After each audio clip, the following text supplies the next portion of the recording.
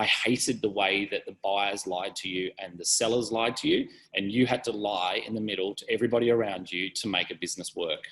You're listening to the She Renovates podcast. You're listening to She Renovates, the podcast for women who want to renovate to create an income and a life they love.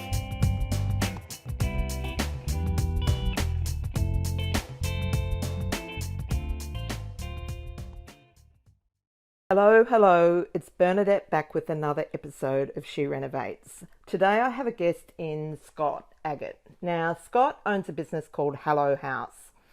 And just for some useless trivia, I thought I'd share with you that Scott actually started real estate agency in Surrey Hills that I actually work through now. Of course, he's not there. He's moved on to greener fields, but I thought that was quite an interesting coincidence. Scott is basically going to be talking about the games agents play. Now, the reason I have invited him onto the podcast is because in order to become savvy in real estate, you've really got to know when you are having the wool pulled over your eyes. Now, for women particularly, we've got to be twice as on the ball. It is incredibly important to understand the tactics and the manipulation that does actually go on behind the scenes. So I think you will find it fascinating. In fact, this day I was a little bit off my game. However, I have decided that the information in this episode is way too important not to publish. So we're going ahead with it. Before I get into it, we are 2.5 weeks to the She Renovates Live. Sadly, the borders are not going to be open. So, of course, if you've bought a ticket and you're not able to attend, we have an email going out to give you your options and the capacity to be able to organise a refund or downgrade to a streaming ticket, whatever you choose to do. Which means that we've got a few extra tickets that we didn't plan to have. And so what I've decided to do is, if you have bought a ticket and you would like to bring your friend or family, you can actually buy one of those tickets for half price. And the second thing that I want to offer is that if you've got a streaming ticket, you can actually upgrade it just for the difference between the cost of the streaming ticket and the attendance ticket. I just wanted to clarify what you're getting with those tickets. So, of course, you're getting an amazing day either online via streaming or actually at the event with all the gorgeous catering and so on. You're also getting a gorgeous goodie bag, and if you are a streaming ticket holder, that will be posted to your address, so we'll ask you for your address. You're also getting an opportunity to submit your plans to David to get him to work his magic. So on that day, you will be able to get his magic wand waved over your plans, and instead of it costing you $400, it will cost you nothing. You will also be receiving access to the recordings of the sessions after the event. So we have a recording team there who are going to, after the event, they will edit those and get those up so that attendees can have access to those. And you will also get to participate in some amazing competitions, and there's some great prizes.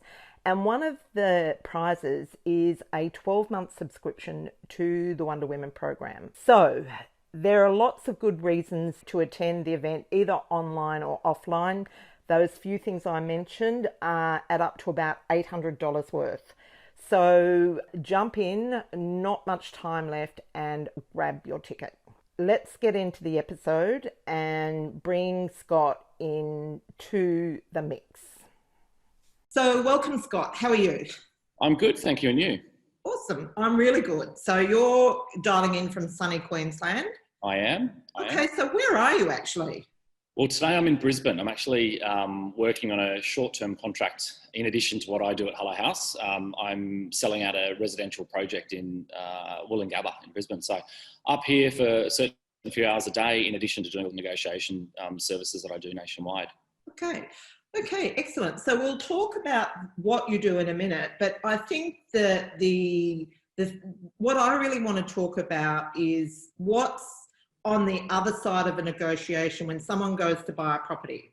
So what are the things that we need to know when we're looking at buying a property that you obviously have had insight from the other side and that's really informed your service? Shall we kick it off there?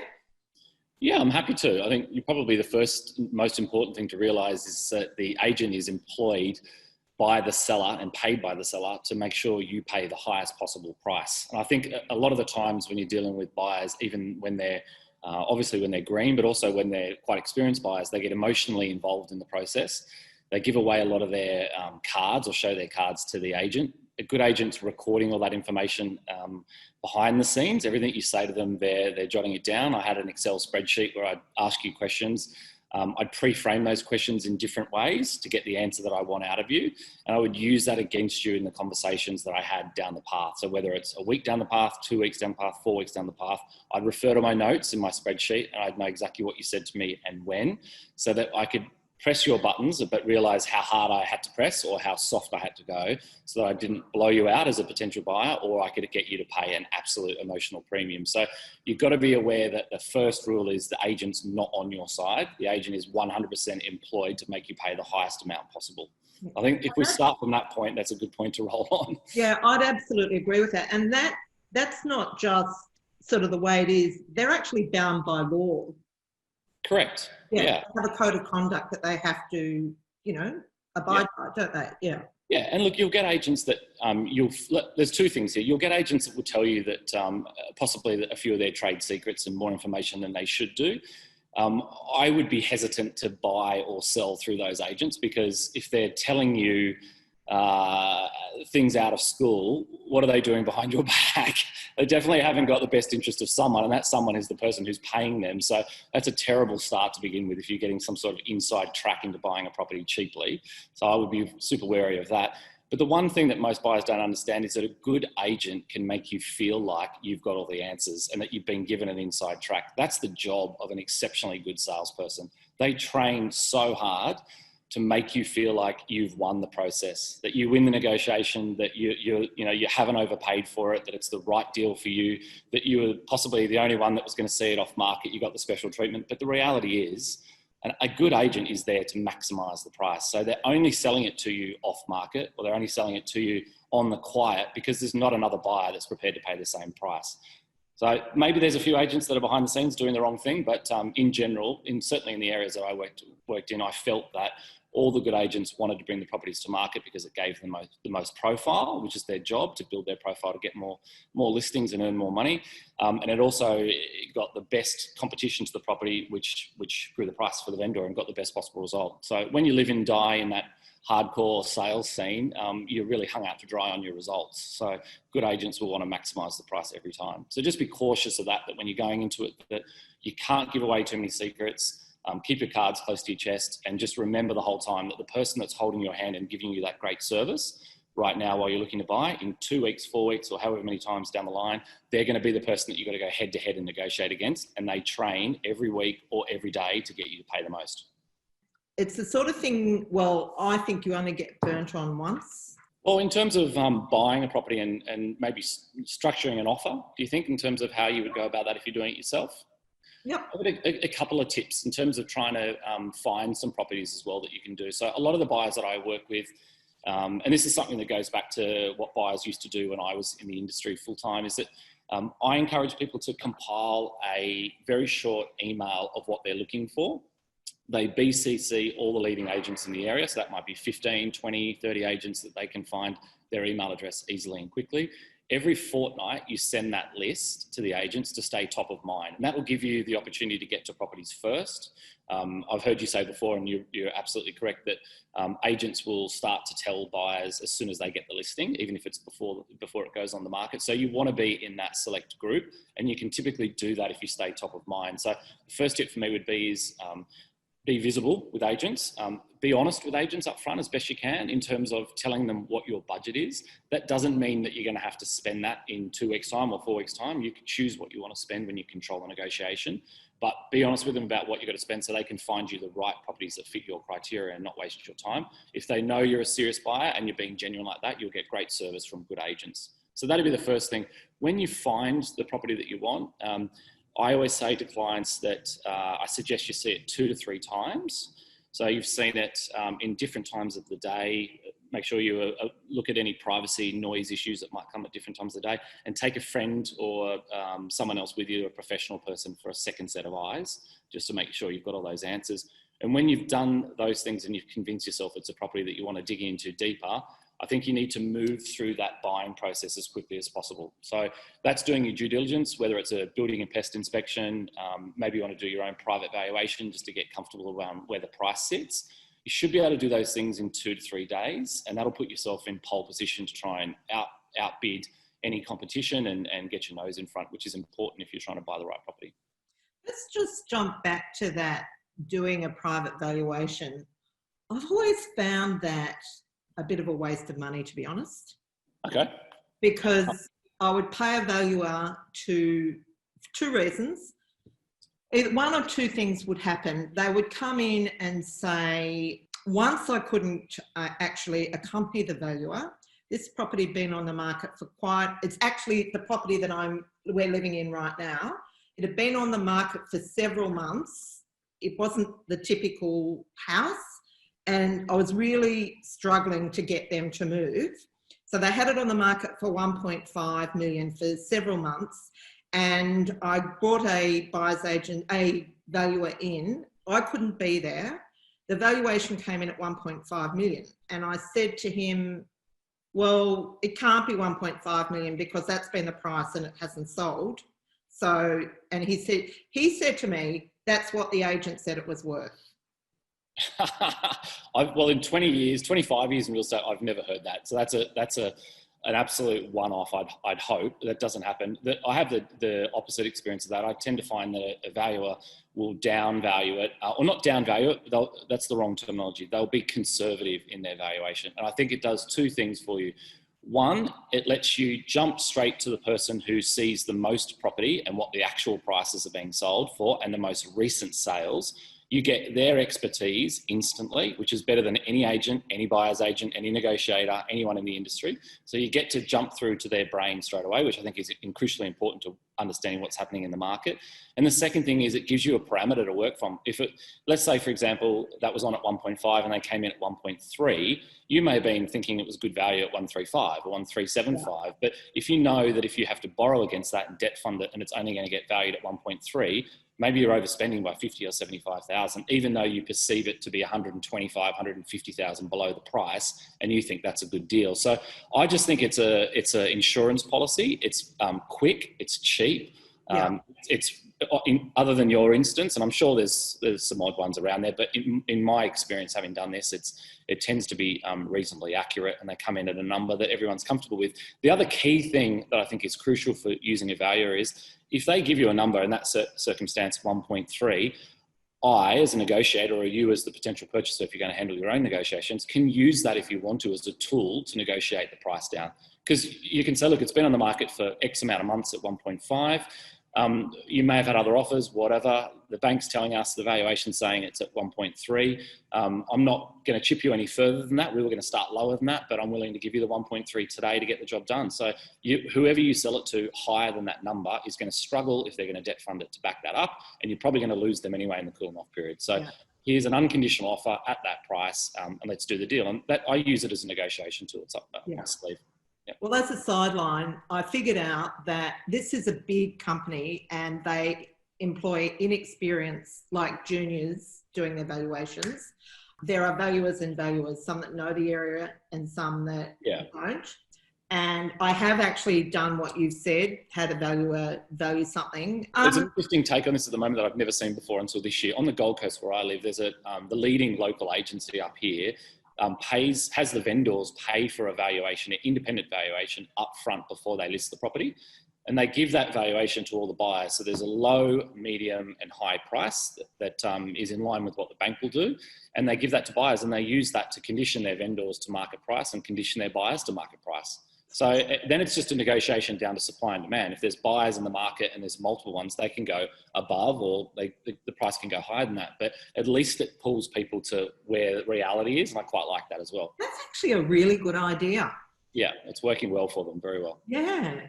Yeah, and it takes the distrust out of it in terms of on both sides, on sellers trying to get their price right, because agents go in there and just tell them whatever number they need to hear to win the business. Yeah. And then, you know, in Sydney especially, they go in and underquote by a huge amount and with the vendor's permission. And then, you know, everyone's just out of whack, and it's a game of trying to beat the vendors down and beat the buyers up.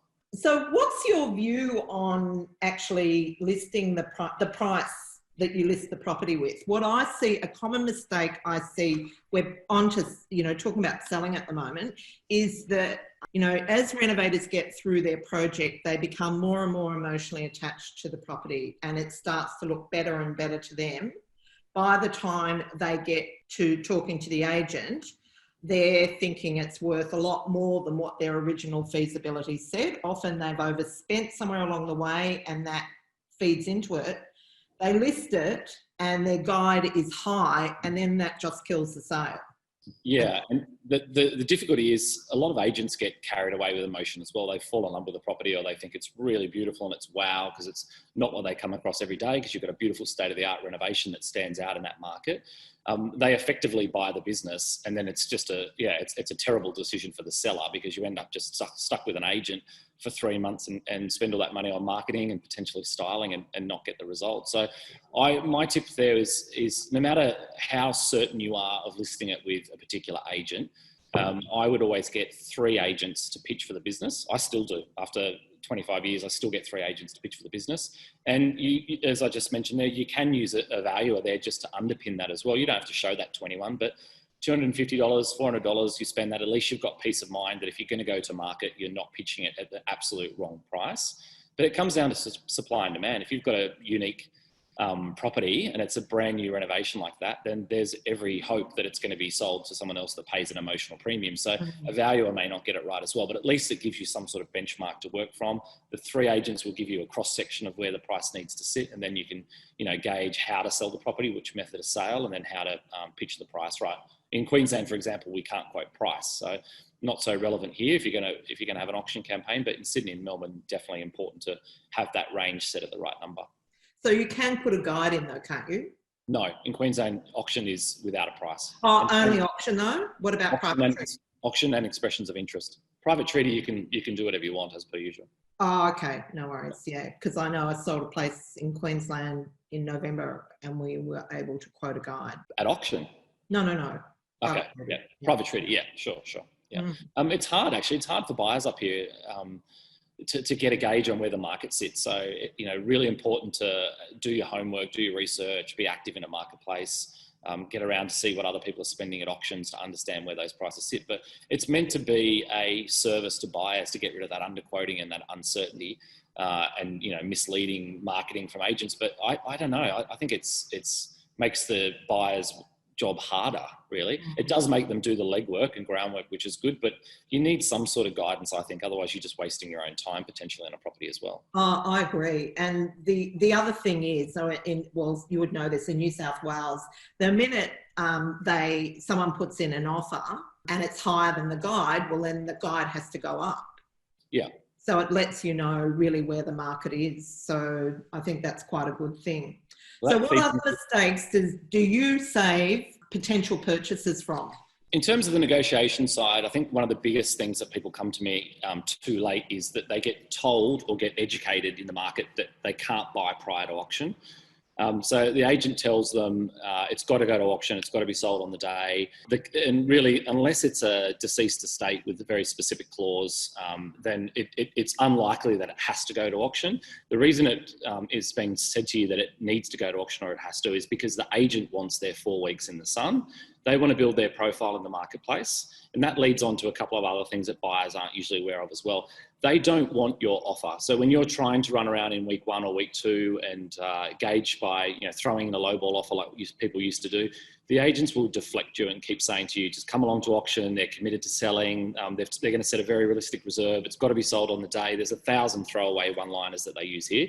But the reality is what they're trying to do is avoid giving the owner any news that's positive in terms of offers coming in. because exactly what you just said, if they have an offer at a certain level, they've got to keep increasing the guide price, which keeps, the bar moving in terms of the competing buyers, and it may drop off a couple of people that get freaked out and spooked that the price is going to go beyond their budget. So they want to overprice it to win the listing, give the vendor no good news for 4 weeks, get you all to auction under a pressure cooker auction environment, apply that blowtorch to you under hammer. They do exactly the same thing to the vendor, and they try to sell it over reserve and then shout to the stars that they're the agent of choice and they're getting all the good results. So you need to try and take control of the negotiation, and that's quite difficult to do. It's a honed skill that's taken me a long time to do it, but I try to buy for my clients as early as possible in that process. But your students need to know, or your followers need to know, that it can be done. So if you get told to join everyone else, the sheep, on auction day, that you should not take that to heart and work out a way to circumnavigate that and ask more questions, get more information out of the vendor or the agent selling on behalf of the vendor about what their motivation is, what price they're wanting to accept, what terms are suitable to them, and then structure an offer. And use fear of loss to position yourself that you've made a great offer, it's at the right level, but you won't be here tomorrow. And that's the key to it. You've got to put yourself into a position where they feel like they're going to lose you. Otherwise, there's no chance you're going to buy it prior to auction unless you overpay by a hell of a lot of money. Yeah. So the old "I'm going to an auction on Saturday" story. Yeah, I mean, we just did this religiously. We would just turn away, people that we thought we were going to make reasonable offers because we just wanted them to all compete against each other on the day. And again, our whole focus was getting the best possible price on the day. We were less about, overquoting and beating down the vendors. And I think most good agents are less about that. They're genuine about it. They're just trying to get the best possible result because they're in the game for their career, for long term, and they want to get good results and have a good name in the industry. But the vast majority of auction agents that I've come across, and as I said, I buy nationally, so I deal with all walks of life at every price range, and I just get sold the same throwaway lines every single time. And then I just know how to, deflect those and circumnavigate around it to ensure that we control the negotiation as best as possible. I'll give you an example of how I did that if you want one. I bought a house for an investor client yesterday, an unrenovated house, purely as a trick and flick. So it'll be tying nicely to what you guys do in terms of renovating for profit. So this is a client that's bought off me twice before, once in Darlinghurst and this time in Newcastle. He's quite a high profile property valuer. So he knows prices better than I do in the areas that he's looking. Like, he's incredibly well tuned to the market. He had missed out with me twice last Saturday at auction. He got to me too late and I got the listings. I had no choice. In week 3, it's almost impossible to buy the property unless you're going to overpay for it in competition. So I let it run to auction and I bid for them on the auction day. But on auction day, whoever wins is really whoever's got the deepest pockets. I don't believe there's a huge amount of auction tricks to win it. So this third property came up after the first 2 were sold. Week 1 of the campaign, he gave me a line in the sand of 850,000. He would have gone to 880. It had a guide price of 835. So the last 2 auctions that had sold on the Saturday had 8 to 10 registered bidders. So really hot in that price range in Newcastle. 835 guide price, typically, you know what it's like, add 10% to it straight away. So you've got to be thinking it's got to have a 9 in it, low 9. So I thought 850 to 880, unlikely, especially first week, but we'll have a go. So I spoke to the agent, I understood why the sellers were selling and the background behind it. And then I wrote them an email, a very specific email, which I'm happy to share with your followers as well, which positioned the buyer in another property already. So I was creating that fear of loss from the very first contact with them. So I'm saying to them, okay, to the agent, look, we're a long way down the path on another property off market. I'm not going to tell you where that property is because they'll just keep asking you questions about it. We're sold on that one. We're absolutely, long way down the track and we're happy to buy it. We've got it at the right price. It's a great deal. However, this one's just come up. I know it's only week 1, but our preference would be if we can get it at the right price, we'll buy it. So you've got to say, there's the other property. I've got it up my sleeve. Yes, we want yours, and yes, yours is priority. And that's key to it to make it stand out that it's priority so the agent doesn't think it's just a waste of time dealing with you. And then you go about building reasons why it's not worth X to you. So I said in this email that, look, we're prepared to pay 820,000. That's because the renovated properties are selling for X in the area and there's no margin for us to do it. So we're just going to, that's full freight really in terms of the price that we're going to pay for it. And that's where we're comfortable paying and based on the comparable sales for unrenovated homes. So I built a little reference point for that. And I write it in such a way that I know the agent's going to share that with the vendor. And that's key to it. So you're basically doing the job for the agent. You do it in their words. And that's why being an agent and understanding their role in terms of how they've got to deal with the vendor, how they've got to sell it to the vendor without losing face is crucial to me buying property below market value. So understand the whole, the whole picture here in the negotiation. So then I can go back and use that fear of loss to say, okay, well, hang on, if she said to me, no, I think we'll go to the open for inspection this Saturday. It's only the first week. We'll see how we go. And I said, okay, well, that's fine. You do that. And it's all very positive and nice in the interaction with them. It's not aggressive at all. But I said, that's okay. You go ahead and do that. But just know that we won't be here on Monday. We would have bought the other property because we can't lose that opportunity that we've got in front of them. And that was enough for her to put time pressure on the vendors and to do the deal at the price that we wanted. So I bought that for $820. Below the guide price and $30,000 to $50,000 below the target price of the property value a client of mine. So, that's a really good result. That was yesterday. So, there's deals out there like that where if you get the right seller, you pre-frame it the right way that you can get yourself a good deal. Absolutely. Actually, have I told you about our latest purchase? No, not at all. I'd be intrigued. Go for it. Well, I wasn't intending to buy a property. And so, as I've mentioned to you before, I work with Con. He rang up and said, I think you should have a look at this place because it's been on the market for quite a while and they're about to drop the price. It was one of those situations where the vendor is unrealistic about, well, as it turns out, he probably wasn't unrealistic. But so this is a studio in Darlinghurst, opposite or near St Vincent's Hospital, really nice Art Deco building. He wanted $450. He wanted it listed at $450, and they were advising him not to, but he was insistent that that was what would happen. And then, of course, it didn't sell. So it was a couple of months down the track, and then he said, actually, now it has to go. So he had it painted, he had carpet put in it, and he dropped the guide to $400, and we came in and offered $370 and got it. Awesome. There and then. And so, so I actually often think that the vendors are their own worst enemies. Yeah, and I would ask you in that situation is forget and this is really crucial for the buyers as well. Yeah. When you're flipping properties, forget what the asking price is or the guide price. Yeah. What's it worth? Exactly. So I ask my clients two things. What's it worth? And let's be honest with ourselves about what it's worth. Yeah. Okay? Because most people aren't honest with themselves about what it's worth. They just think they can pay their price, which is not relevant to the seller. So what's it actually worth? And then number two, what do you want to pay? So they're two very different numbers often. And in your case, and I'm not saying you didn't get it for a great price, but I would say to you in that instance, what was it worth in the first place? Because $75,000 or $80,000 sounds like a great discount from the first instance, but was it only worth $370 in the first place? Well, that's you perceive that you got 10% below market value, which is obviously a great result. I forgot to mention the key piece to the story. The one we bought is the biggest one in the building. When I say biggest, it's 28 square metres, so it's tiny. And there have been two recent sales in the building. One of them was the weekend after we purchased that one. Very similar, slightly better condition, but very similar, and went for $515. Wow, that's awesome. How did they get it so wrong then, the agent? I have a theory on that, but I'm not going to talk about it because that would be disrespectful to the person, and I don't really want to do that. But yeah, so there you go. Well, you the diamond in the rough, especially in Darlinghurst, that was a good result. It's awesome. I knew it was a good buy, but yeah, so I'm really thrilled with it. Anyhow, that's that. So let's talk about your service and why because I think you've pretty much sold me on the fact that there's the value there. And I definitely agree with you. Knowing how the agents think has to be a massive advantage to negotiating with them. So tell me, why did you do this? Because it's not like a lot of the buyer's agents are charging 20 grand for a basic, purchase of a basic property. So you're not charging anything like that. So why? Because I think there's a lot of smoke and mirrors in that buyer's agency game.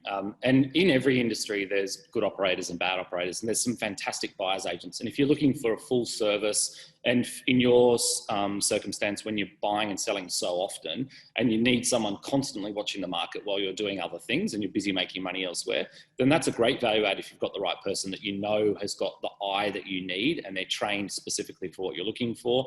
but that's a very unique buyer's agent. And I think you've got to be cautious saying it's a solution that fits everybody, because it just doesn't. I deal with so many buyer's agents right across the country, and they're hit and miss, but some of them are absolutely fantastic. So to go back to your question as to why I did this, there's a couple of reasons why. One, I was incredibly frustrated with the real estate industry. So I'd done it for 20 years. I owned 3 franchises of Bell Property in the eastern suburbs in Sydney. I hated the way that the buyers lied to you and the sellers lied to you, and you had to lie in the middle to everybody around you to make a business work. That was the honest truth. And it didn't sit well with me. I just wasn't comfortable with it. I did it for a number of years and just didn't enjoy it. I tried to be as honest and straightforward to people as possible, but at the end of the day, that just lost me business. I just wasn't doing as well as I could, or well as some of my competitors who were willing to bend the truth where they had to win a listing or to close a deal and rip someone off. So that was really the key of why I got out of the industry. I had this idea to become, a negotiation expert and kind of own that space about maybe 8 to 10 years ago, because I thought that sellers have got their representation with agents that are trained and highly skilled, but buyers have got no one that looks after them in that situation. So they are really lambs to the slaughter. They're left on their own accord to try and buy, and they're competing against highly skilled individuals and highly emotional at that as well. So I thought there's an ability for me to build a business that was transparent, so that I felt comfortable that I was adding value to the business, helping buyers specifically where they didn't have that help, as I mentioned. And another key thing for me is I dealt with a lot of, this is actually another one of the main points, I dealt with a lot of single women, in Surrey Hills and Potts Point specifically. So a lot of divorcees, a lot of young executives that didn't have, a male partner or whatever with them. And often the case, which I found really, really bizarre, is that they would send in a male friend or brother or father to negotiate on their behalf. So they felt, those single women didn't feel confident enough or comfortable in that negotiation space to do it themselves. And what would happen so often is that the guys would come in and they just do the sledgehammer. Oh, here I am, I've been hired, I'm a gun for hire, I'll come in and I'll smash, I'm not paying you a price, get lost, you're an idiot, I hate agents. And I just deal with that non-stop. And I thought there's got to be a better way than this, because the guys they've got no more skills, and they're just going down that bullying path of that we can win negotiation by just bulldozing you. And what would happen is I just got my back up as an agent. So I would say, okay, well, there's 2 or 3 people that want to buy this property. I'm going to get the best possible price, but if you're going to be the one that buys it, I'm going to make it really difficult for you. Then you're going to pay an absolute emotional premium for this property, above and beyond what everyone's going to have to. I'm going to keep pushing you until you bust, basically. And I just had I just really got my back up about it. And I just thought, well, the only people that are actually losing that are the women in retrospect. And I probably wasn't doing them a good service. So when I got out of it, I thought, well, that's part of the business that I'll focus on, is trying to help single women in that scenario. And that's been a big part of my business so far. That kind of works. And the other one was first home buyers. I thought they would be key to the success of Hello Haus, because they're so green, they don't understand the process, and they fall head over heels in love with the property. But having done it now for a few years, I realised first home buyers, I do get quite a few of them, and over time I get good results of them, because they just don't want to spend what they need to spend up front. So they often lose a few properties before they get there. But the thing I've learnt with them is that most first home buyers think they can do it themselves. So they haven't been through the pain points yet to understand that they need my service, or a service of a buyer's agent or a professional. So I knew that there was space there to do it. And then I just wanted to do something that was different to, there's thousands of buyer's agents out there, as you know, but there's no one out there that's just doing negotiation. And I knew that I could add a lot of value there because I had a unique skill set. I was in a lucky position where I was my own selling principal the whole time for my career. So I never stopped listing and selling. But I also oversaw a big sales team, of which Con, who you use, was one of our sales agents. So I was over all of their deals. I would be in and out of all their deals and listening to all those phone calls and understanding what those pain points were for buyers and how to overcome those objections. So I've just got a lot of experience, thousands of deals that a lot of estate agents don't have. And I've bought and sold 26 of my own properties. I understand that, I guess, how it all works. And I think I was in a good position to deliver on that for buyers. And then I just had to come up with a model really in terms of the pricing of how it works. So I decided to, last year when I set it up, I did a no-win, no-fee service, which worked great. I did 35 deals, I think, in the first year, which was good. But the problem with that was every time I saved a certain amount of money, the next buyers that came on that I told them how much I was saving, they would just set the bar lower. So my job just got harder and harder. And I got people that weren't serious about buying properties. They just didn't want to pay me a fee and they wanted me to do all the work. So I changed that this year, and I've got a upfront retainer of $19.95, so just under $2,000. And that's never ending really until you buy a property. So if you miss a couple of times, I don't charge any more for that. And then I ask you, so when you find the property, I ask you to set me a target price. I work with you on that as well. So we do some research on where we think the property sits. We set a target price that you're comfortable, which is my line in the sand. And then I take a performance fee of 15% of everything I save below that. So if for example, it's on at 850 and you want to pay 820 and I buy it for 800, I've saved you 20 grand. I charge 15% of that. So $3,000 plus the upfront retainer. So 1995. Wow. So it's just under 5,000 is typically where the average fee sits. Wow. Awesome. Yeah. So it's been a good service, and hopefully it's a good value add for people that have got the ability to find their own property. They don't need the full service of a buyer's agent, but they want someone that is going to give them the absolute peace of mind they paid the lowest possible price. And it also avoids all the confrontation and risk because I do it all for them. Beautiful. I just wanted to add a little bit, when you're talking about women sending the man in to do the negotiating. I don't do that, but I do. If Stephen's around, my husband, and I've got a trade coming to quote, I will have him go and talk to him rather than me, because I know that he will get a much better price first up.